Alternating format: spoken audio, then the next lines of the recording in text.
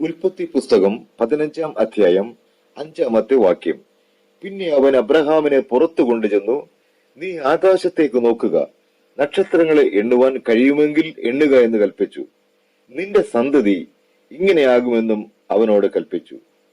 ബൈബിളിലെ ജീവനായ ദൈവത്തിന്റെ പരിധിയില്ലാത്ത വിഭവങ്ങൾ നമ്മിൽ അഗാധമായി മതിപ്പ് ഉളവാക്കിയിട്ടില്ലേ? അവന്റെ പ്രവൃത്തികൾ യാതൊന്നും ചെറുതല്ല. സമുദ്രത്തെ സൃഷ്ടിക്കുമ്പോൾ ഒരു മനുഷ്യനും അളക്കുവാൻ കഴിയാത്ത വിധം ആഴത്തിലും പരപ്പിലും ഉളവാക്കുന്നു. അവനൊരു മല നിർമ്മിക്കുമ്പോൾ അളന്നു തിട്ടപ്പെടുത്തുവാനോ തൂക്കി നോക്കുവാനോ കഴിയാത്ത വിധം നിർമ്മിക്കുന്നു.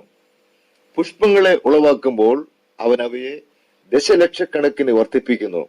അവിടെ അതിനെയെല്ലാം വിസ്മയപൂർവം കാണുവാൻ ദൈവം മാത്രമാണുള്ളത്.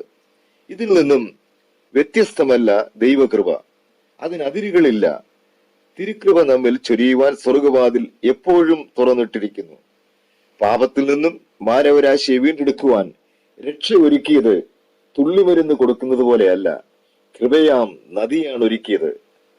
അതിനരികിലെത്തുന്ന ഏത് മനുഷ്യന്റെയും മലിനതയെല്ലാം മാറ്റി ദൈവ പൈതലാക്കി മാറ്റുന്നതാണ് ദൈവകൃപ. നമുക്കായിട്ട് ദൈവം ഒരു കാര്യം ചെയ്യുമ്പോൾ അത് മാനുഷിക ബുദ്ധിക്കനുസരിച്ച് വ്യക്തമായ കണക്കുകൂട്ടലുകൾ നടത്തി വിജയത്തിലേക്ക് നീങ്ങുന്ന ഒരുവനെ അത്യന്തം അമ്പരപ്പിക്കുവാൻ ശ്രമിക്കുമ്പോൾ ദൈവമോ സ്നേഹത്താൽ പ്രചോദിതനായി സമൃദ്ധിയുടെ അതിശയത്തിൽ ചെയ്യുന്നു. നമ്മുടെ പാനപാത്രത്തിലുള്ള അനുഗ്രഹങ്ങൾ എന്തായിരുന്നാലും തീർച്ചയായും നമുക്കായിട്ട് ഒരുക്കിയിരിക്കുന്നവയാണ്.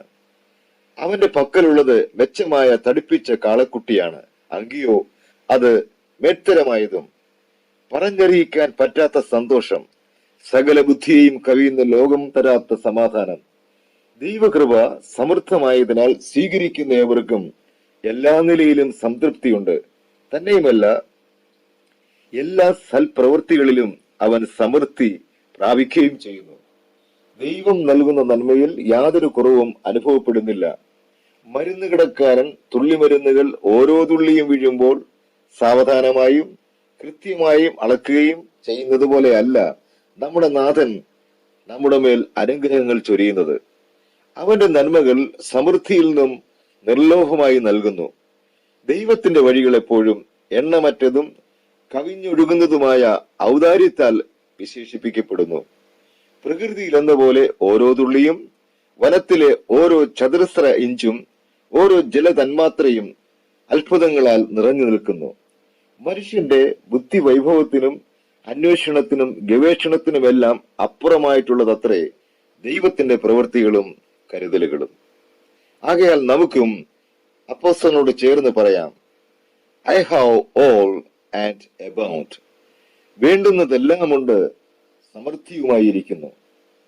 ദൈവം നമ്മെ ഏവരെയും അനുഗ്രഹിക്കുമാറാകട്ടെ.